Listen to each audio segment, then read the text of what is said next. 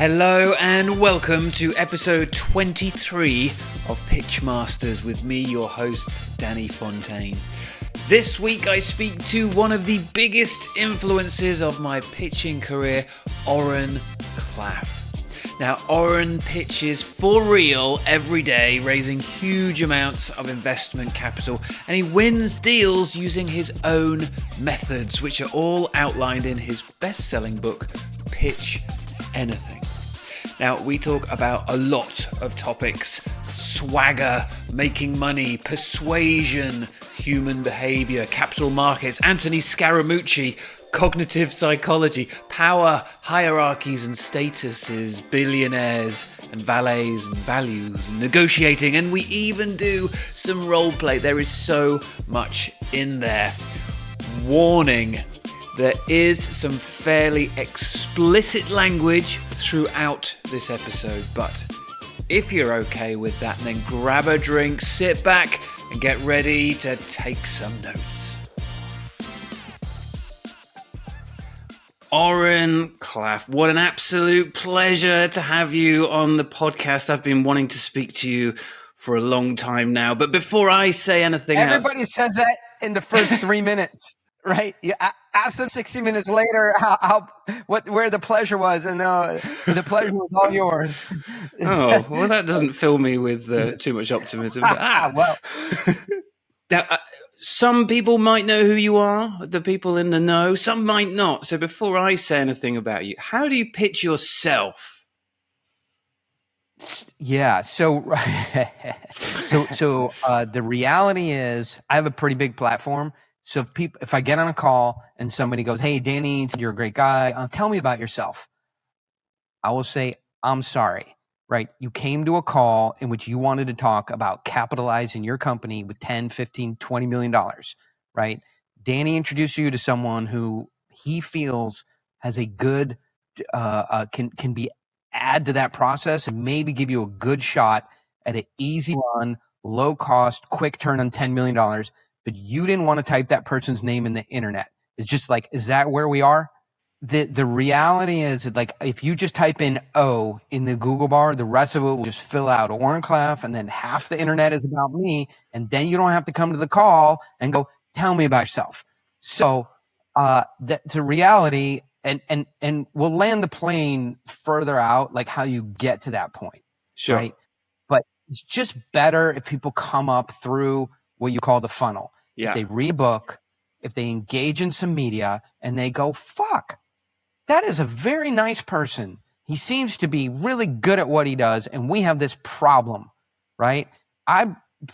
We've tried some of the stuff that Oren talks about and suggests, and it works, right? What if we could have him work on our project? That would be a lot of fun. We'd probably all make a lot of money, and it would be easy and be a good relationship. Let's all talk about how to make that happen, right? And then I can have that conversation. But the reason I come on podcasts like this, you saw before, I have a $2 million studio. Yeah. Why? To look good, sound good, be professional, and attract people to working with a professional who knows what he's doing.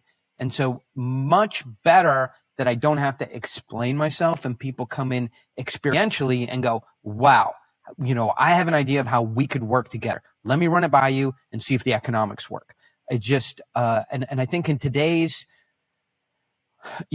world, the frustration of getting on a call for me is too high. Of saying, like, "Hey, tell me about yourself," right? And then starting your origin story from a dead, cold, blank slate, right, is it's doable. We train people how to do it. I help CEOs do it. It is just not a desirable or admirable starting point for a conversation. You want people to come and say, "Hey, Danny, fuck, I've been listening to the podcast. And I know that, if we could do something together, I would be in, give me a number. I'll see if it works for me, but let's do something together." That would be a great starting point for a conversation, not tell us about yourself. That said, I will tell you, I will tell you about myself. What else are we going to do with our time together? No, exactly. All right. I was a cog in the wheel of the financial markets, capital markets. What's funny is if you come to a podcast like this and you hear people throw around like, oh, I raised $100 million, or I worked in my career, I did $1 billion.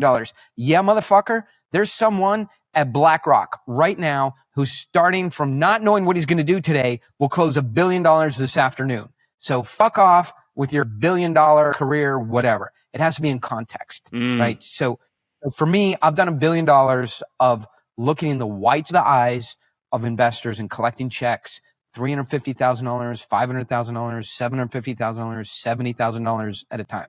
Not ashamed, with all the experience I have, of even today asking people for a $100,000 ticket. We could talk about why, Oren Klaff, who, can raise $20 million for the right project, pretty efficiently, would be willing to talk to people about $100,000. And there's reason for that, not the least of which being keeping the knife sharp. But I just worked as a cog in the gears of the capital markets. So again, when you hear somebody say, oh, I did $100 million, like in what context? And so my partner would get deals. He would get the debt lined up, so 60, 70% of a $20 million asset, he would get debt locked up, and it was my job to go get the equity before the debt commitment expired. If that makes any sense. Yes, sir. So he would go, in 30 days, go get me $8 million. I'm like, well, that takes 6 or 7 people, 90 days. Right. He's like, I don't care, right? If you want to make any money, then go get me $8 million and you have 30 days. It was a very unfair proposition. But eventually I learned how to do it. And so when 2008, turned and everything got slow, I ended up writing this book about some of my experiences, right? And so the publisher was McGraw-Hill, my agent, Kirsten, called me up, and the book came out, and she's like, what are you doing to promote the book? Right. And I said, I don't know. I'm waiting for people to read it. What am I supposed to do? You're supposed to drive to bookstores, right, and do book signings, and they'll go, hey, Oren Klaff wrote Pitching, right? And then I'm like, you mean like drive to Hollywood and sit in a bookstore and have some like creepy people I don't know sign the book? I have things to do. She's like, yes, exactly. Go to Kansas City, go to Kissimmee, Florida, go to Marietta, Georgia, go to Southie, Boston, go to fucking the dark side of the moon, but move your butt, right? And start selling some books. She goes, even William Shatner does book signings. Oh, yeah. Right? I said, Kirsten, William Shatner should have written a good book. So I didn't do any of that. But eventually, the book caught a win and people loved it. And because you can read the book and then you can go do the things in the book, and it worked. And so now today, if I go to an investment bank, on a $10 million transaction, small investment bank, there'll be 20 people will pour in the room. I'm like, hey guys, I don't think we need 20 analysts on this $10 million deal. And they'll go, no. They're just here to get their book signed. So, I wrote the book. People love it. It's changed lives, and it's changed my life for sure. And the things in Pitch Anything, I think today are the standard in Silicon Valley, in the capital markets on the East Coast. It is a brand of West Coast finance, is what I would call it. But it helps people get themselves into capital raising situations where the control is not in the hands of the other party, right? And so when you are asking for capital, but you're not in control of the capital raising process, you don't have an architecture, you don't have a blueprint, you don't know what you're looking at, you don't know how to respond, and you subordinate yourself to the people who know what they're doing, the outcome is always bad for you, right? The goal of people with capital is get the most amount of the cap table, the most amount of the equity stack, the most amount of control for themselves with the least amount of money. And so knowing that that is their objective, how do you preserve your cap table, your position in the company, your autonomy, your independence, and your ability to maintain your path as a founder-led company and grow the company you want to grow. And so I would summarize it as this: without pitch anything, the last day you will enjoy working at your company is the first day you take professional capital. Pitch anything, it steps in and comes to the rescue in preventing that from happening. So that, I think, is one lens or one frame on who I am and what I do. I like that a lot. And let's just touch on this one thing really quickly that we talked very briefly about before I hit record. Why haven't you thought, I'm just going to become an author and I'm going to sit back and make money in my sleep from selling education courses and building an academy of sales experts and pitch anything experts?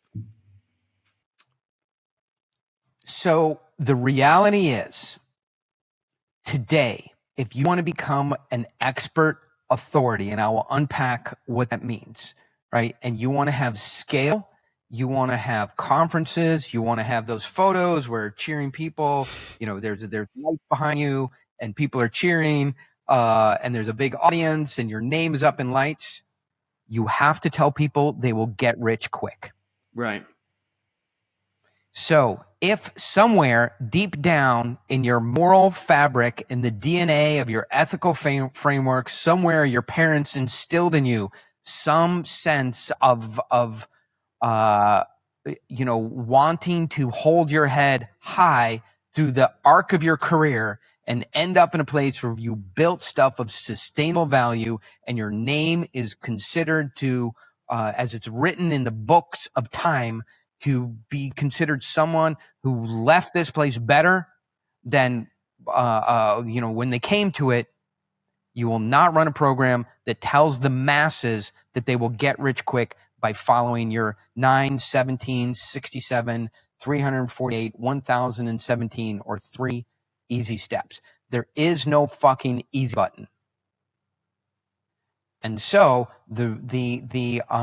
at some point you have to understand, if you want to get into media, if you want people to see your ads, click on it, for Facebook to approve them and for you to get high conversion rates and be able to go into different affiliate markets, and you want to scale that up and you want to run a quote unquote, 29 comma click funnel, you have to tell people they're going to get instantly happy, get rich quick, and make money by accidentally sitting on the easy button. And so if you decide I'm not willing to do that, then you have to think about who can I add value to? What am I passionate about? What do I enjoy doing? And where, if people come into my ecosystem and learn stuff, they can be successful with it, and we can have I can preserve the value of my name. And so for me, the books stand on their own. People love them. They're part of American and really, maybe European popular culture. So we hire people, and unfortunately now the book's been out for a while, and they go, "Oh, this is my dad's favorite book." So it's not a bad thing, though, right? Right. So like today, I was going to come back to it. Like, for sure, I send out emails, we write emails, and we say, "Hey, look, we're starting a program. It starts on July 18th. Click here to get involved." And you click, and you just go to an invoice, right? So our landing page is the payment. Right. If you have read the book, you have heard gospel of what I talk about, which is protecting the cap table, avoiding toxic minority control, institutional investors, being able to raise the capital you need. I'm not going out and just raising capital instantly when you need it, but being a full-time capital raising CEO, from raising the capital you need at a valuation that protects the cap table and not being subordinate to having to march up Sand Hill Road and beg for money. If you like that messaging and you want to learn, the map to money, right? Then you click here, you pay a couple dollars, and you come learn the map to money. Happy to show you to do it. We know it works. And we just started a cohort yesterday, and we go, these are all the steps, right? The 4 points of failure of and I think this is the reason people fail with Oren Klaff's map to money using Pitch Anything, is they have built themselves a system of swagger, right? There is more swagger than there is ability. And I think that is, at least in America, a lot of the capital raising attempts that go out and either fail or, fail because they don't achieve, they raise money, but at what valuation and what terms, right? So I would call that a failure. If you give away 2 board seats, liquidation preferences, and minority control rights for $3 million, some people got to win because we got $3 million, and we would look at it as a failure because what have you accomplished? You gave the company away. Raise money, you gave the company away. So I feel like a lot of that kind of capital raising is done with swagger, but underneath it, there's just toothpicks holding up the whole thing. Right. So if you believe, because entrepreneurs got to where they are today, many of them using charisma, using swagger, acting Elon Musky, and that works up to a level, right? But at some point, you're going to meet people who know what they're doing. You need people to write real checks. You're going to have to understand a fully diluted cap table. You have to understand what security you're selling. You have to go talk to people who will introduce you. We got to come back to that, who will be willing to introduce you to money. And I don't want to I run a country club for money. Inside my country club is, $6 or $7 billion. You, Danny, run a country club for money, right? So you, the problem, so people are like, hey, Danny, why don't you help me raise money? And you go, well, sure, I run a country club for money, but you're the guy who's like coming in the country club. You got like ripped jeans, right? You got a AC/DC sweatshirt on. You're like, oh, free shrimp, and you're stuffing shrimp in your pocket, for lunch later. Yeah. The bar is, open bar. You're drinking 2 IPAs quickly and then sticking 2 under your arm, and you're walking around talking loudly on your, on your phone in speaker mode. And then you're going up to people like, hey, would you like to hear my deal? If I let you in my country club for money, you're going to run around and embarrass me. And so people are used to sort of living on charisma and swagger, but they don't know how to behave in the money country club.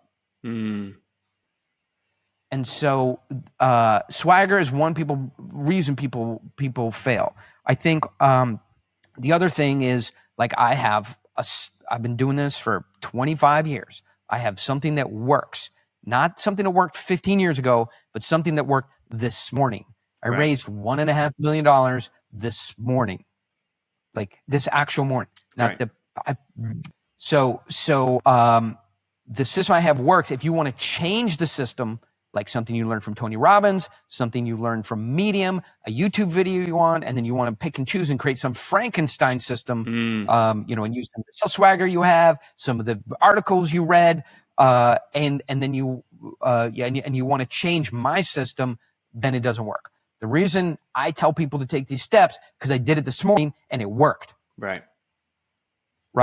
So for example, I did a podcast not unlike this with one of the titans of psychological persuasion books. Don't want to name names because there's no point in trying to make people feel bad. Sure. I don't know if they care. But so when I talk to those guys, the Harvard guys who write 6 Steps to Persuasion or whatever, but with their university credentials, I go, look, the problem with you guys is this, right? You take 12 college students and you give 6 of them a coffee cup and they write their name on it and draw a picture on it, right? You give 6 of them and they don't write anything on it, and you come back, right, 4 weeks later, and you try and buy those coffee cups. And the 6 students that wrote their name on it, want to sell it to you for $18. And the 6 students that didn't write their name on it and have anything on it are willing to give it away for $1. What the fuck am I supposed to do with this psychological inference? I have to walk into rooms with billionaires. Right. And the fact that a college student wants to sell it, yes, there are lessons in there. There are deep psychological, inferential, human level How did we transfer from apes to being cognitive thinkers, and how do people process information through the depths of their mind? Those insights are important. But also, I have to look in the eyes of a billionaire and ask him for $15 million, right? And so the things that you actually do out of experience in those environments cannot come out of theoretical cognitive research, unless you do. So those are good foundational ideas that the college professors write about. So my mom, my mom is my parents came. She's a clinical psychologist. My dad's a sociologist. They came from South Africa, made aliyah to Israel, and so they follow a lot of these Israeli like Nobel Prize winners, and so they'll go, oh, that Noam Tversky or whatever, learned that loss aversion, right? I'm like, great. I'm so glad he got the Nobel Prize for the fucking most honest thing that I have to do every single day on every single phone call. Right. FOMO and hype. You can call it loss aversion. You can get a Nobel Prize for it, right? But come do it in real time, asking for checks and getting wires.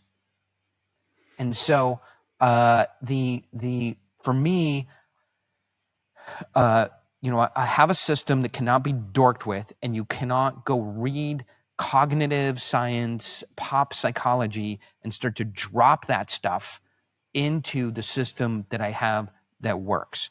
And to write a book, the books, I feel like, so Jeb Blunt has 15 books, 25 books. Yeah, about 15, I think. 1,875 books, right? I'm like, Jeb, stop writing books, okay? There's not that much news. So when I sit down to write a book, I said my threshold, and I wrote my book, I was 45 years old, right? So not a 24-year-old, sure. With a Moleskine notebook and a fountain pen, and coffee tastes sweeter in the morning with the voice of my love in the air. I'm like, okay, I'm past clouds and rainbows and Skittles, and I'm now living in reality. So I sat down with the book and I said, for this book to have any meaning in the world, I have to be able to write about things that nobody else has written about before. Right. And I believe that's what Malcolm Gladwell, really staked his claim, is he chose really interesting things. Because if you read books on sales, if you read books on persuasion, if you read books on capital markets, everybody just writes the thing that the person on the left wrote with two different words. Right. All right. And I said, I'm just not going to do that because it won't. I have a boy now. I want to leave. I really hadn't accomplished anything, of meaning in my life. And I've said this book contract is a way to accomplish something that has meaning to it. I'm not going to write anything that has been written before. Matter of fact, I wrote a chapter that I thought was amazing, and then I read something, an old Malcolm Gladwell article, and he kind of like hit the same subject. Right. I'm like, fuck. Yeah. Scrap chapter it. Gone. Yeah. But if I don't have integrity to that, and that was actually really painful for me. When I did that, I wouldn't say depressed, but I was certainly like, this is a long process writing a book. Right. And so a friend of mine, it's like basically threw a month away, and he's like, he came by and he left a large check in my gym bag. He's like, just go redo that month. Right. This is to make up so you don't feel the financial pressure of having thrown that month away. Do the book right. The book will know when it's done. And then there's another thing that happened. Like, so yeah, you can say, you can get a publisher contract, or you can say, I'm going to self-publish a book. It's going to be out in 6 weeks or 8 weeks. Yeah. Good fucking luck. Right. Like, so we're a little bit off pitching tangent now, but, we started talking about content.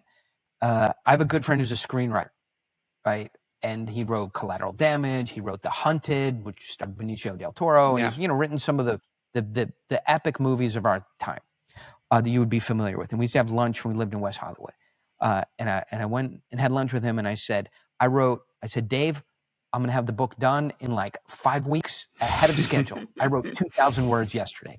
Right. You know, I had my little word count, Yeah. right, and fill in and everything like that. He goes, that's amazing, Oren, right? You wrote 2,000 words yesterday? I go, yeah, I did. Like I'm sailing into this thing. This is like going great. He goes, 2,000 words yesterday. That's amazing. Hey, I have one good recommendation for you. I go, what? He goes, go back and read them. Right. 2,000 words is not a publishable material to stand the test of time and impose on people the experience, the strength of ideas, and the critical thinking that you have in your life is not writable 2,000 words in a day. It's like, and if you really look like Hemingway and the Malcolm Gladwell and the great writers, they aspire to 300-400 words a day, but not every day.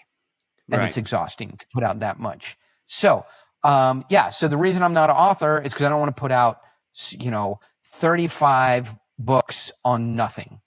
When another book, just one last quick thing. So my book was due. I flipped the script to the publisher, and they're like, it's overdue. And I was sitting at the laptop. We were in the Mondrian in Beverly Hills on a little family trip. I was, writing at night, finished it up, getting ready to press send.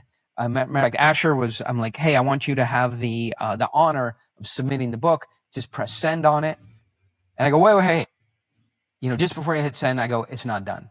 So I call my agent. I go, I'm not submitting it today. They're like, you are past your deadline. Like, just submit what you have. And I never forget what I said to her. The book will know when it's done. And she's like, wow, that's deep.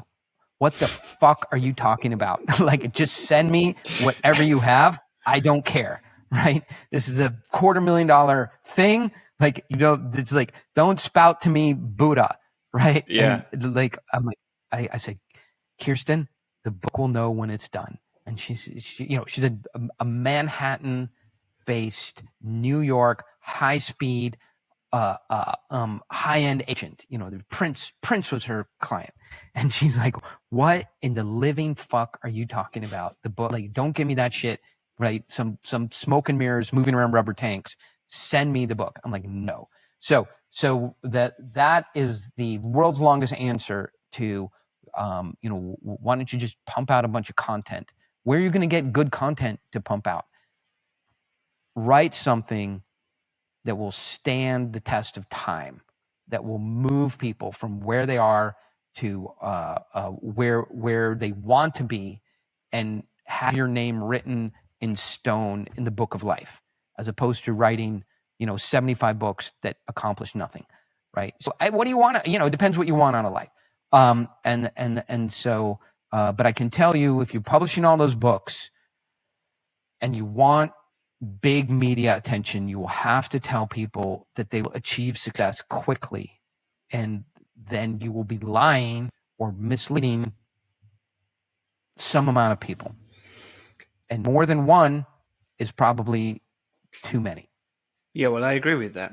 But what your book or your books do, they don't necessarily give you the formula to get rich quick. But like you've mentioned a few times, they give you a formula that works. And one thing I want to kind of clear up is, I'm not in the world of raising capital. I'm in a completely different world altogether. But I use the same techniques and methods from your book, and it works. And what do you think about using it in completely different contexts? And do you have much experience yourself using it in other contexts? Yeah, sure. So things that work in raising money, and I think this is why the book was meaningful, and the content is meaningful, because raising money is at the absolute raw razor's edge of human interaction. The thing about it is war. So if you read On War by Clausewitz, it's interesting because it evaluates it exposes, pulls back human nature at at its rawest, most a survivalist edge, and how people will behave when their lives of themselves and their families and their nations are on the line. That's why On War is interesting.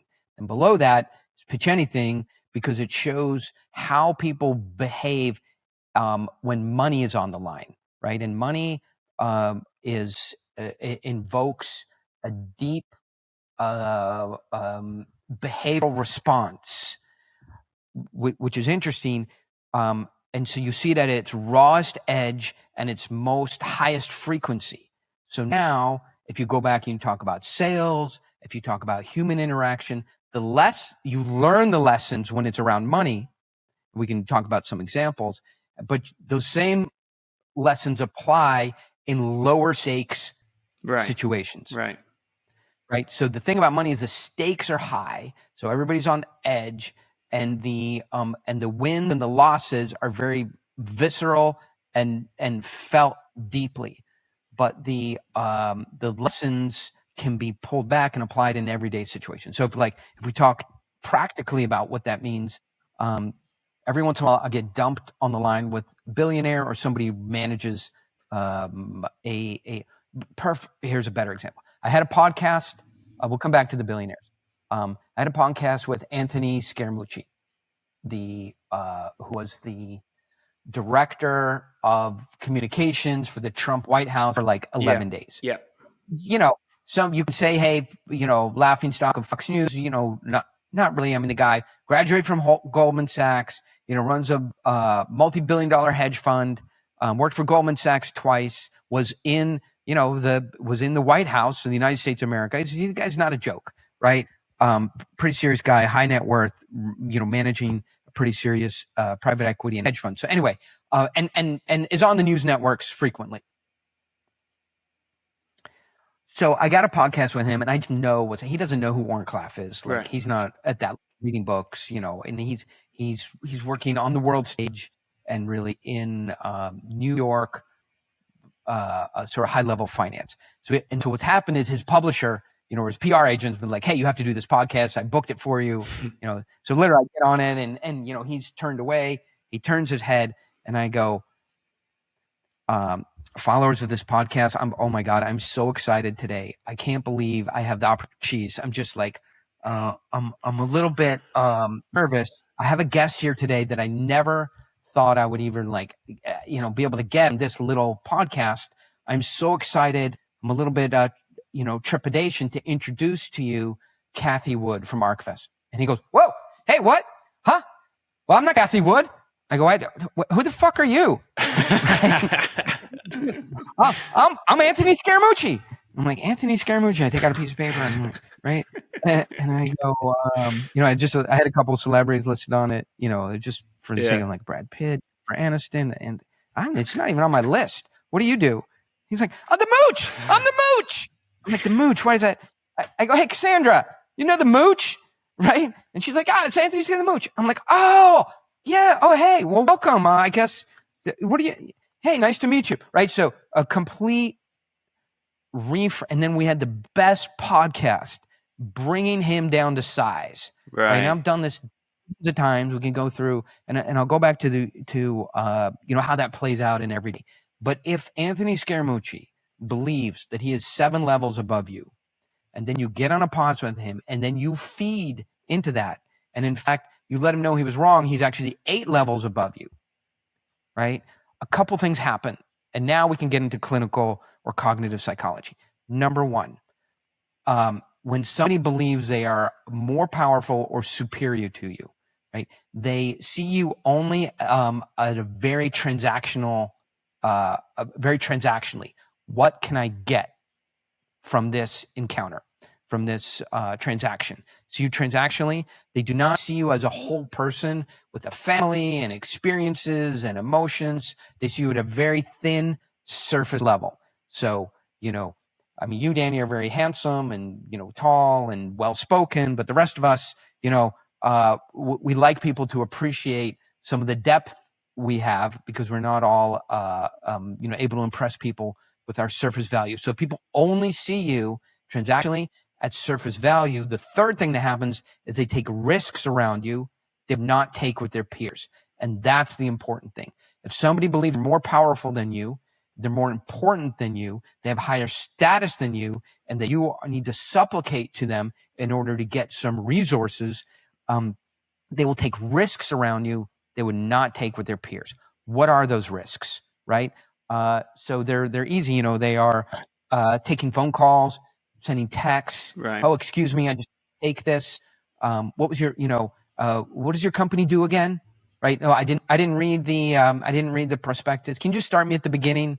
So not doing homework, taking phone calls, phasing out, acting disinterested, not having a true engaging conversation, leaving, and those are the kinds of risks they would not take if they were a Bank of America working on a $200 million construction loan. Right. They would not. So if the lender said, "Hey, we have a couple questions here about the permitting process," they would not say, "Hey, hold on a second. This is my wife. I just got to call her and make sure the kids are okay." Right?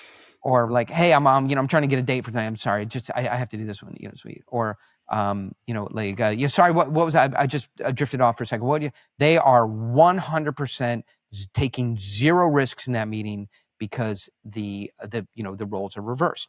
So you cannot allow people to have the high status position and believe that they are more important than you functionally, because it creates a friction in terms of you being able to do a deal with them. So let's talk about some examples then, because this is all about framing, which is a big part of the book, and social status. And a lot of the places I've worked and a lot of people I know, they're not even got the swagger or the confidence of some of the people that you mentioned. They're nervous and they're going in, and in their heart, they don't even feel like they are on the same level of the CEO of Coca-Cola, whoever they're pitching to. So how can someone at a seemingly low social status walk in and turn that around? And how important is it to do so to win whatever we're pitching? Universal constants. There are some people that billionaires and valet parking guys have common values around. So if you were talking to a billionaire, he can own, the Boston Patriots, the New England Patriots. He can have 3 different planes. He can be on the cover of Forbes 3 times in 1 year, right? And then there's you. You've got 3 coffee shops in downtown Phoenix, right? And for some reason, somebody put you guys together, right, and you're, asking him for $10 million to expand your coffee shop franchise. So, you do not have more capital. You do not have more cachet. You do not have more experience. You do not have more staff. I mean, we can just continue running through the 10 or 15 things you don't have more of. You don't have as good-looking wife. You don't know as many celebrities. You don't have as many pulls on your time. You don't have as many anythings, as much as everything's, right? But what very likely you have that is better than the billionaire or the fund manager they're talking to is a better set of values. Humanistic, uncompromisable, not under debate values. And so in business, your value system is what you have to trade on in that conversation, right? And so one of the universal constants in values is time. Every business person knows the value of time. So watch this play out.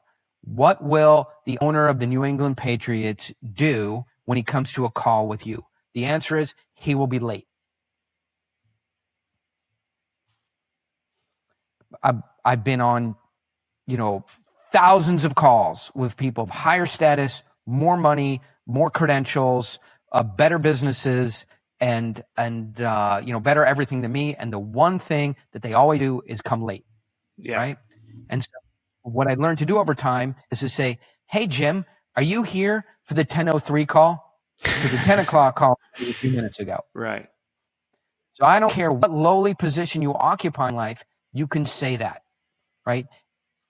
And that will instantly snap anybody, because everybody understands the value of time.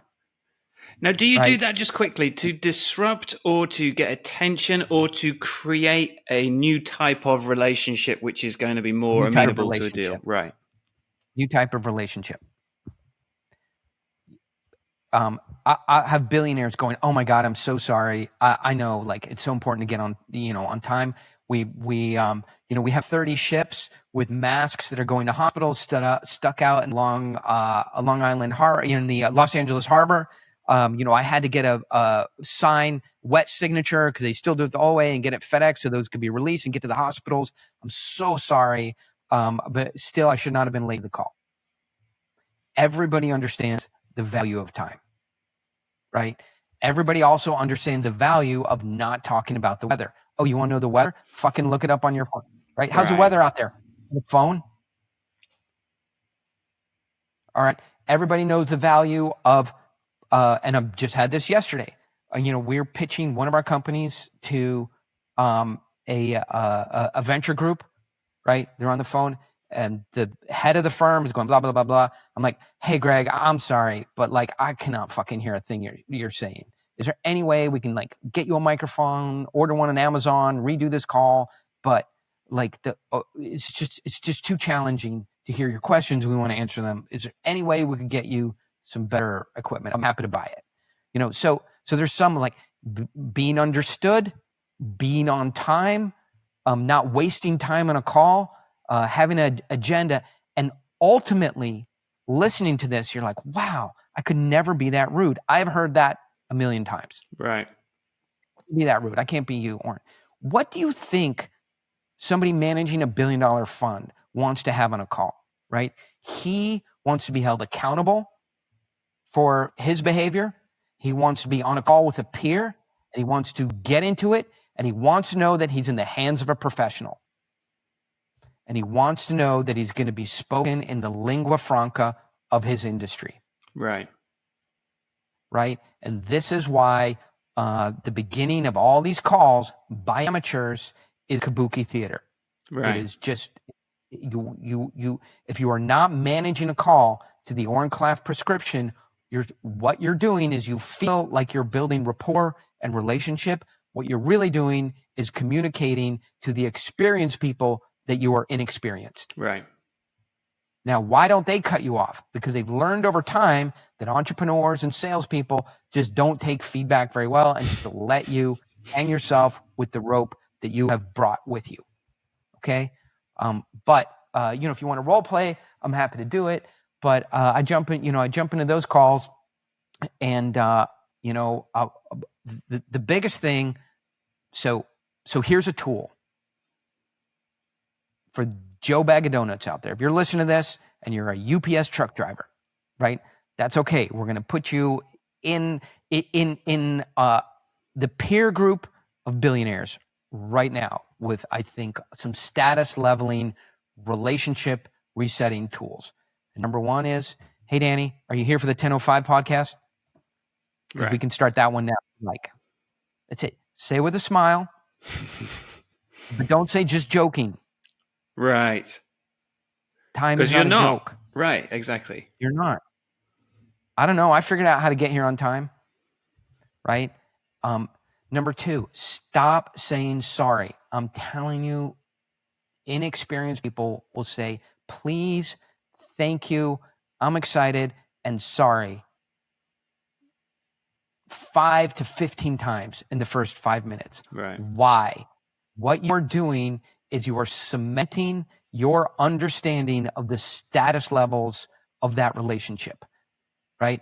Oh, I'm sorry. Hey, if you need to interrupt me, I'm going to take you through the presentation. If you need to interrupt me, no problem. No, motherfucker, do not interrupt me during my presentation. Why? Because I put 300 hours into it. Right. Like, people see my presentations and they're like, oh, we tried to copy it. Great. Let's see it. What is this flaming piece of garbage? Right? Well, we copied your presentation. No, you spent 2 hours on it. So you try to copy something that I did with 300 hours. You put 2 hours into it. Mm-hmm. Well, like, I'll show my decks, I don't know, at some point, and I'll ask people, how much time do you think I have in this? Right? This deck that raised $20 million.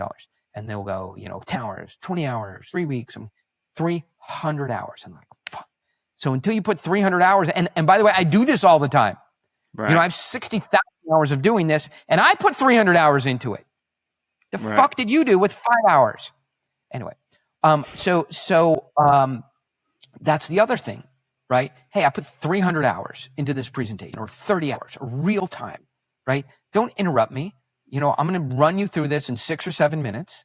You can get a basic understanding of what I'm doing. I think I'll land the plane on the big open questions. What's changing in the market? What's happening in our industry? What technology we're bringing to the table? The why we're doing it. What is our motivation? What skin in the game we have? What difficult problem we've solved? Why there's more demand than supply? And what is our jaw-dropping solution for the supply-demand imbalance in our market? And what are our economics, gross margin, net margin? Who the fuck is doing this work over here at our company? I'm going to run you through all of that in like 7 or 8 minutes, and then we'll get into any confusion that we're creating on your side and see if our circles overlap, and if it makes sense to go forward, we'll find a way to go forward. If this is the cul-de-sac or the end of the road, well, thank God we'll have found that out pretty early and we've saved every bunch of time. Sound good? I'll get into that's very different from, hey, I'm going to show you some slides and stop me if you have any questions. Code for I haven't prepared very well. Right. If your audience is on a much higher status, but they arrive on time, and if you walk in with the right kind of attitude without saying please, thank you, sorry, and you're ready to lay all of this stuff out, do you still need to disrupt somewhere to bring the statuses together? I feel like we're in a Vulcan mind meld. This is exactly what I want to talk about next, right? What I will do, and this is sort of a bit of advanced level, I'll go, Danny, I love you guys. Oh my God. Right. And but by the way, if you haven't read Pitch Anything, the main thesis of it is never be needy. Right. So you might be wondering now why I would say, like, I love you guys. Oh my God. I've been really looking forward to this meeting, but actually really excited. I spent like dozens of hours changing stuff around. I'm really excited to present you guys. I think but ideally we'll get to the end of this and you guys, we'll be asking for my pager number and my fax number, and we'll just, I'm so excited about this meeting. I might be rambling a bit, but I'm also concerned. As I went out and looked at your website, I see things, that you're saying in the media, and then I see the things you have on your website and the things you're actually doing with your products, and I can't square this circle. So I'm just trying to understand, like, why on your homepage, you say we're founder friendly, investment group, right? We're founder friendly, right? We understand what it's like to be an entrepreneur, right? Except I know people have come and talked to you. I know 10 people have come and talked to you, and you've told them, hey, you're too early for us. So I love you guys. I want to do a deal. But on the other hand, it feels like there's some bait and switch or clickbait or some lack of community. So I want to show you what we have, but I do want to clear up, what you're saying and what you're doing, and get a better understanding of who you really are. And that's the key. I want to understand who you really are. When somebody believes that you're confused about their integrity and their true moral center, right? They will be deeply connected to being in the conversation and wanting to share with you that they really do have a high integrity position. And I have done this and there's always something. You can look at somebody's website, you can see what they're saying and doing, what they're supposed to be, and you can always find a gap. And you don't have to be aggressive about it. You could say, at some point, as much as I'm excited about this, I gotta fill in the gap here because I'm confused about what you guys are really up to.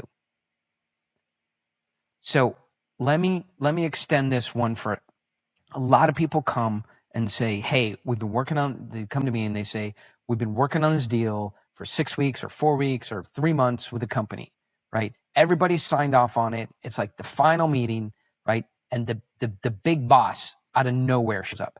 Every deal has a final boss. So the fight, like you're fighting, and you think you're winning, Mortal Kombat, right? And you're almost like cleared the level. like the final boss comes out. He's got 6 arms. He's throwing fireballs, and he literally like kills his own guy that you're fighting.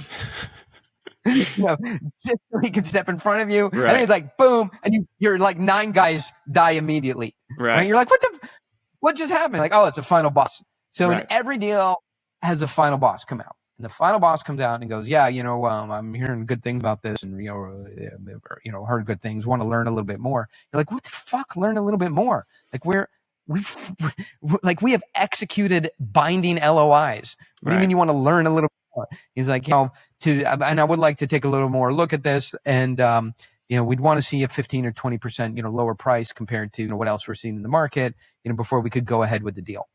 So if you haven't encountered that, then you just haven't been to enough business close.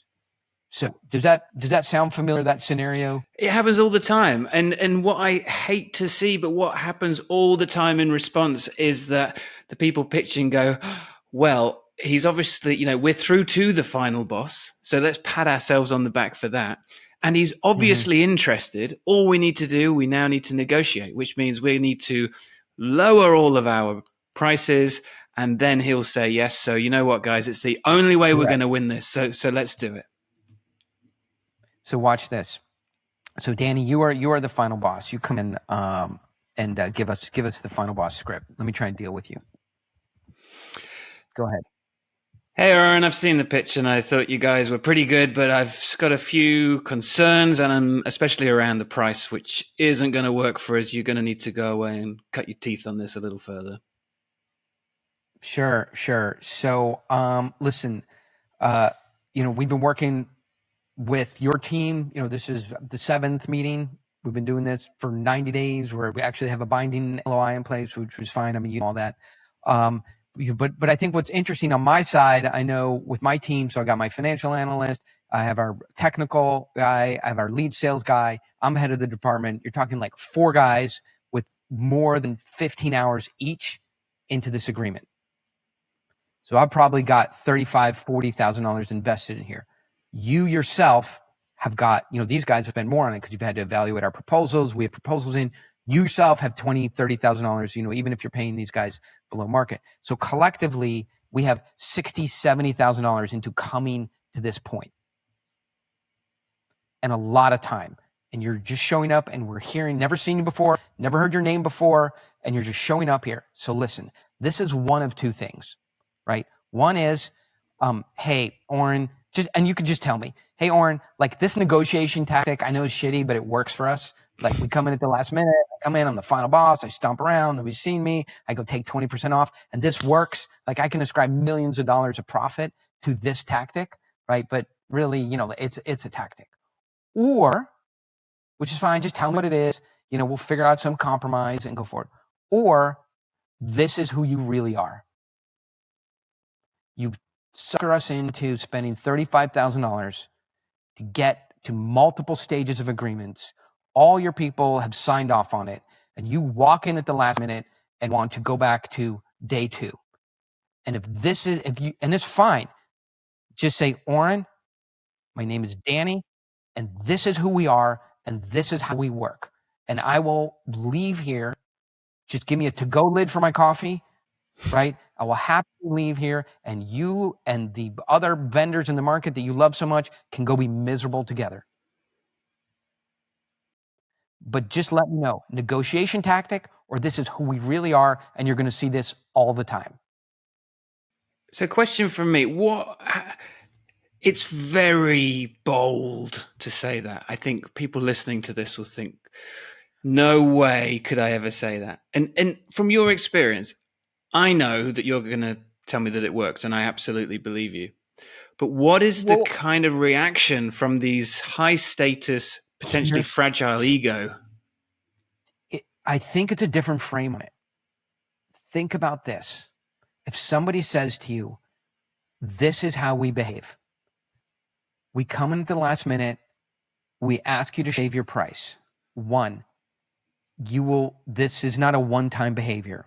Number 2, if it's coming from the head, it's an institutional behavior. He's teaching all the direct reports and thereby the people below them to behave in this way. So you have to say to yourself, I'm going to see this every day of this relationship, this behavior in some other form. It's not good enough. We need a lower price. It needs to be delivered earlier. You were late, so we're taking liquidated damages, whatever it is, right? And so it is not a gambit. You are actually asking somebody, right? So if take it down to a relationship, right? And you're dating somebody, and I haven't dated in many years, so I might be clueless, but I have, wonderful wife, kid. But if I pull myself back to those, and somebody come in and says, at the last minute, you have a trip planned, right? And they come in, and maybe it's a month-old relationship. You have a trip planned out to Catalina, and you've bought the tickets and everything. And they come back and they go, "Hey, I forgot it's my grandfather's birthday. I have to go. Let's do it some other time." Right. Okay, so this is taking that kind of situation. Not unforgivable, but it would be a good time to say, "Hey, I'd love to just see, is this like a one-time thing? Right? Like, we planned this thing out. Like, what's really going on here? Right? Am I going to be seeing this? Do you understand the impact of this? Am I going to be seeing this over and over again? Tell me a little bit more." Right? And so what you're doing is you're curious about this behavior, because if this is truly a behavior you're going to have to live with, it's not worth it. Let them go. You had me at, this is not a gambit, because that's what people confuse this with. We're not using a tactic to try and eventually win a deal. We're saying, hang on, what are our boundaries for future work as well as the work that we could potentially do with you now, right? Correct. So if you don't, this is really like, if you come into one of my programs, the first thing we try and help you understand is, without boundaries and without values, you will continue to be manipulated in a good way. Not in a there's nobody has a black book of manipulation tactics, right? But the buyer has a codex which says you never get anything you don't ask for, right? If I see weakness, I'm going to continue pressing on it. If there's no boundary, I'm going to keep pushing on and see how far I can go. And so with all the behaviors that you think are rapport, all of the behaviors you think are showing, how flexible and hardworking and pliable and amenable you are just perceived on the other side as you don't have clear boundaries. And so if you come in and you say, "Hey, this has bounced up against one of my value systems, one of my boundaries, which is I do not fucking get retreated when everything is agreed to by somebody I've never met." Right. So let's veer the conversation slightly. This works if your prospect, let's call them, sees the value in your proposal or your pitch. If actually they're looking for the cheapest, then a competitor might bow down to whatever tactic, and they will say, whatever, go screw yourself. They said they'll go 20% cheaper when I told them to. So how do we start to create this sense of we are a higher value proposition than our competitors? Thinking you have to be careful there, but I think it goes like this. If you guys truly want the bottom line price, because your board of directors, your CEO has said, go get 5 bids, right? Get me the best pricing and we'll evaluate that. Let me do a favor here, right? I want to introduce you to my friend over at Jeffries. They're a good firm. They'll give you the lowest price. Let me send you over there. Right. Okay. But you have to tell me, "Hey, Oren, we want the lowest possible price," because that's not us. If you want the Costco version, right? Just say, "We want the Costco version," right? We want to use our Costco card. We want a discount, and we're just trying to get a TV that lasts for 12 months. That's all we're expecting out of it, and we just want to pay the lowest price. Just tell me that, right? And then I'll help you get what you want, because I know everybody in the industry, right? On the other hand, if you want Goldman Sachs, right? Just say, hey, you know what? Like a lot of people want the Goldman Sachs because they like to tell their wife, hey, we're working with Goldman Sachs. They like to tell the directors, like we got Goldman Sachs. But honestly, Danny, really, I mean, who the fuck do you think at Goldman Sachs works on this deal? Right. Is they graduated from Stanford 3 months ago, right? They were interns, showed some promise, and they got stuck on your deal. There is no real 10-year experienced partner at Goldman Sachs that wants your shitty little, and I've said this to CEOs, your shitty little $50 million deal. Of course, great company. I love what you do. Value proposition is great. Great operating margins, great, position, love your IP. But really, it's a $50 million, 20% year over year growth company. There's literally no one at Goldman Sachs who wants to work on this deal, right?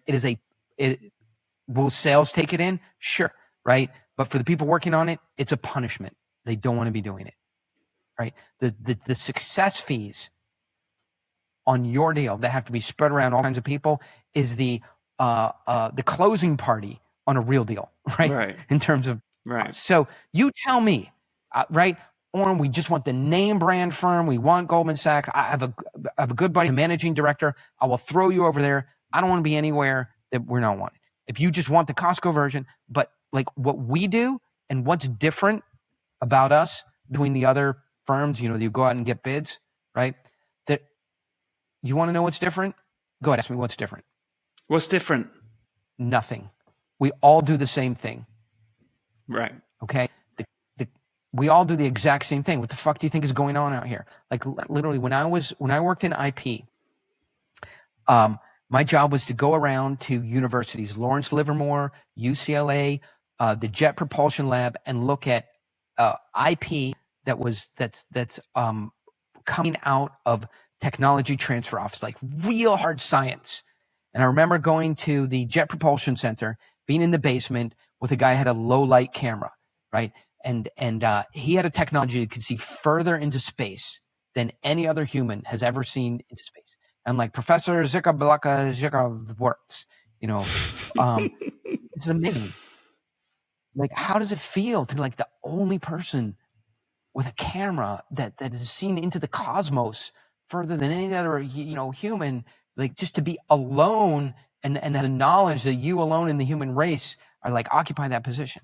He goes, oh, what are you talking about? There's 27 of us, right? All these leading universities, we all get together in Slovenia twice a year, right? So even something like the lowest light camera in the cosmos has 27 other people who have like basically the same thing. No fucking way that you have anything that's that differentiated from other SaaS software, professional services, legal, dog food, automotive. There's just so many shades today of everything.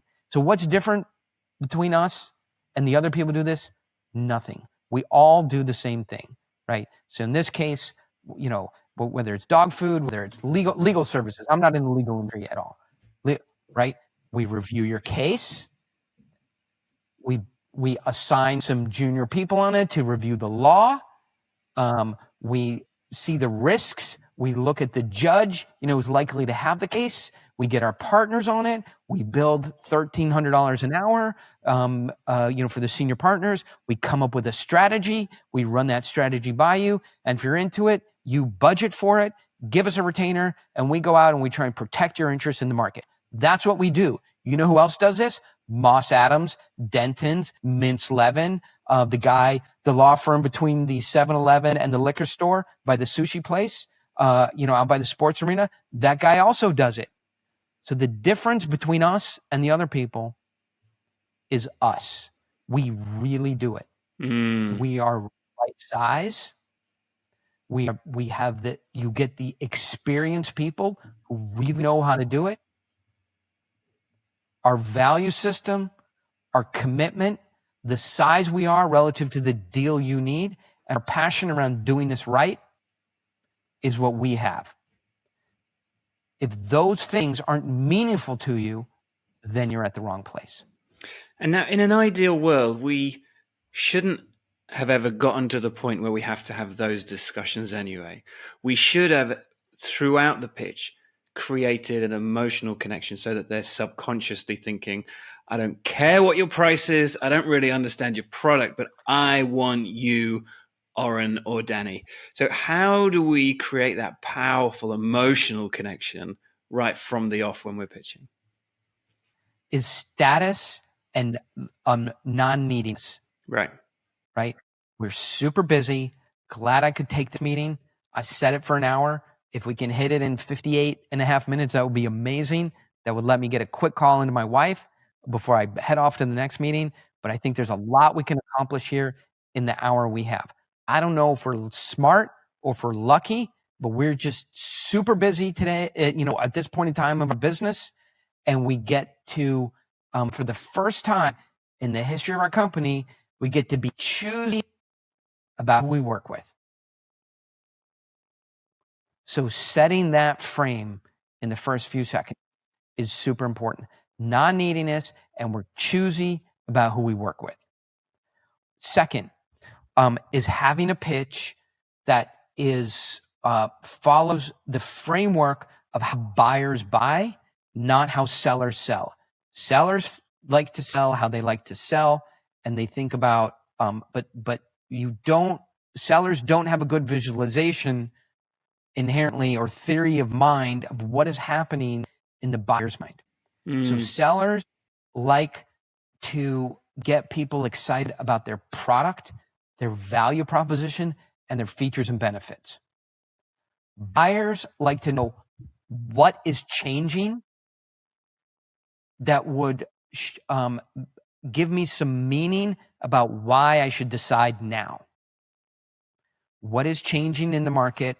And so the way to get somebody to come in now is here's what's changing dramatically. So for example, in California, the grid fails at 51 gigawatts. That has been manageable in past years, and we get brownouts and blackouts, and it's mainly in the summer, right? But last year, they added 1 million electric vehicles. And those electric vehicles pushed the grid to the limit faster and further than it's ever been done before, right? Well, thank God that's all stabilized, except for no, it's not. They're adding 15 million electric vehicles to California this year. And the grid does not have anything more than 51 gigawatts.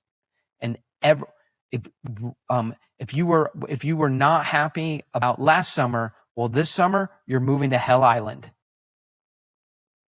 That's what's changing, right? And then what sellers need to know is there'll be winners and losers because of this change. So consumers and small businesses who navigate today, get systems into their house and make them grid independent from the California energy system are going to have normal lives and continue, being able to do laundry and charge their cars and get to hockey practices and go to school. And the losers are people who are A, unaware of this, or B, don't have the resources to get grid independent. And they are going to see dramatic changes in their lives. Their kids are not going to get to school on time. Their cars are not going to work. Their jobs are going to suffer. The internet is not going to be on. And, imagine, okay, so everybody can miss a meeting once, right? But imagine missing 20 meetings, the kid missing 15 soccer practices, not getting, sending off reports and they never arriving because the internet is done, not doing laundry, and just generally suffering with the masses. So there'll be winners and losers this coming summer, right? And then the next thing is for buyers to understand is there is an imbalance in supply and demand. There is more demand today than there is supply for energy, for SaaS services, for accounting systems, right, for protein powder, for, clean, organic fish, for grain, for oil, right? So whatever it is. So really everybody's been indoctrinated in this problem solution, right? Which I think is boring for buyers to hear today. It is really about there is more supply than demand. And then when all of that is covered, then you drop in your jaw-dropping solution. And I think that's the answer to the question you had. How do we make people in that meeting fall in love with us? And if you go through that process, then people are they don't know why, right? But they just get sucked into your vortex. They can't see the mechanics of it. It's a great story. They don't see the plot lines. And they're just like, I love this, right? And so then I think we can, we're turning the corner on time here. And then we can use the Oren Klaff close, which is Right. the magical close of all time. Here's the pickup line that secures the final desire to work together at that meeting that I just described to you. And that pickup line is this: Danny, I don't know, what should we be doing together?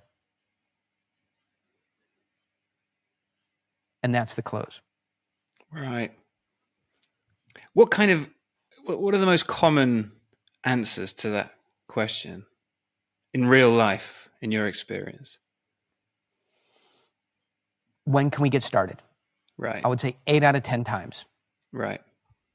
If you cover those bases in the way that I've done it, and if you have high status going in, and there's a time constraint, and you've provided a presentation you've obviously organized and worked on, and you stay away from features and benefits, problem solution, and you focus on supply demand, jaw-dropping solution, winners and losers, what's changing economically, then you go through the product. And so now the product can be a very short, less than 3-minute presentation on product, features, value proposition, how it works. And you just end up with some economics, who the team is, what, maybe some credentials or social proof. And then just say, Danny, what should we be doing together? You tell me. And giving that autonomy over. Right. Most of the time I hear, when can we get started? Can we see some paperwork? Right. And then I will say, go ahead. So ask me, when can we get started? Can I see some paperwork? When can we get started? Let me see some paperwork. No.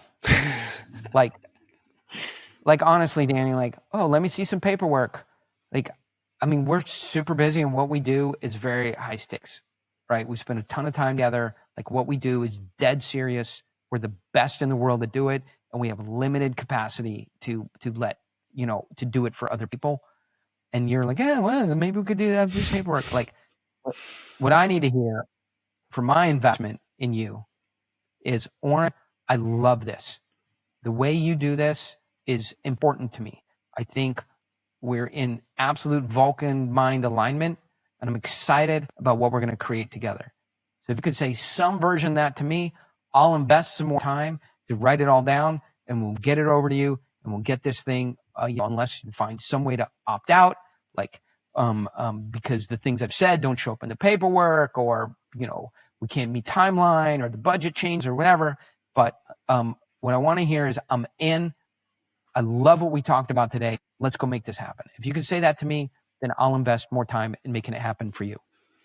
And I'm guessing the reason that you get them to say it is because that makes it almost impossible to change their minds and come back from, right? It's not a tactic. Right. It's not that is not the goal. Okay. The goal is, most of the people listening to this, and you, the stuff we do is so fucking hard. Yeah. To deliver and execute and contract. And send me over a proposal. Let's do it. Fuck off. No, that is not going to stick. I'm not doing it. Let's hug it out. Let's, I was, try and get physical with people. Let's hold a hug for 30 seconds. We can't do it with HIV and everything, but let's get a pen, let's get a knife, an X-Acto knife, and draw some blood, right? Do you realize how hard I have to work on this to make this happen for you? Yeah. Listen, Danny, I cannot work harder on your company than you will. If you're like, yeah, I don't know, send over a proposal, let's make it happen. Honestly, fuck off. Yeah. I'm not doing it, right? Just we're Navy SEALs. We got a log. That log is called the problem you created. Right? Now I have to come here with all my muscles and tattoos and breath holding experience and run down the beach, right? But you have to hold up, or at least attempt to, your end of the log. Right. I can't carry that whole thing. And I don't have the upside. It's your company. You have the equity. You have the, you get paid. We're going to make, I don't know, maybe nothing. Right? Maybe we'll make negative $20,000 on this, depending on how it all works out. For sure, we're not going to make 30 million. Right. But if we do our job correctly, and solve the problems that you created for your business, right? you have the possibility of getting a promotion, making, getting stock options, or, if you're the CEO, making $30 million. Like, my stakes are not $30 million. I should not be more excited about doing this than you are. I didn't create this problem. Right. You want to get after it? Or you want to think about it? It's totally up to you. Tell me this. What advice would you give 25-year-old Oren? Oh, Jesus. Give up. No. Truthfully, best advice I would give myself is understanding the true success factor of early stage entrepreneurial efforts. Because you feel like you have the illusion of, you start a software company, you start, right? But the venture firms, need to put out 20 or 30 investments at the early stage to get one successive alpha. You cannot start 20 firms, right? So really start fast. If you're an entrepreneur and you're in a capital efficient business model, which is really usually leverages technology, start faster, disconnect your ego from it, get good at raising capital, and kill fast. Starting something and spending 3 or 4 years in it, right, because it's your vision, doesn't give you enough optionality in deals to be successful. It's right. You're not going to hear entrepreneur, even the founder of Dropbox. It was like, seventh thing that he started. Right. Paul Graham from Y Combinator. He goes, I don't fucking know. I just put out as many $25,000 chunks as I can and hope that some baby turtles reach the ocean. Right. So, hey, young 25-year-old Oren Klaff, get rid of the illusion of control, start things faster, learn how to speak the lingua franca of finance. Don't raise venture capital, raise small checks, $100,000, $75,000, $150,000 check, and kill things faster. You do not have the time to spend 3 or 4 years in deals, right? Because then 12 years go by and you've been in 3 deals, when you probably should have been in 20 or 30 to really get an alpha.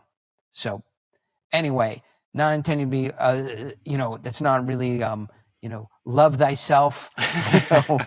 Pretty practical advice for young Oren there. Practical advice for young Oren. That's the thing, is learn the language of money much earlier and get into more deals more quickly until something works. You are not a venture capital firm. Don't pretend that you are. Right.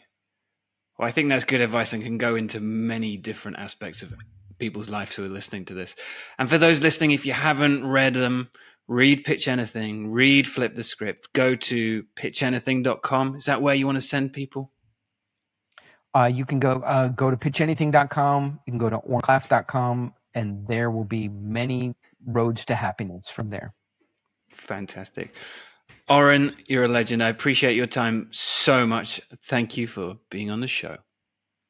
Thank you. I appreciate it. Thank you for listening. I know I do. I did 99% of the talking, but next time, listen. This has been another episode of Pitch Masters. Go to pitchguy.co.uk for updates and information, or search for Pitch Guy on social media for regular videos on sales, psychology, storytelling, creativity, and much more.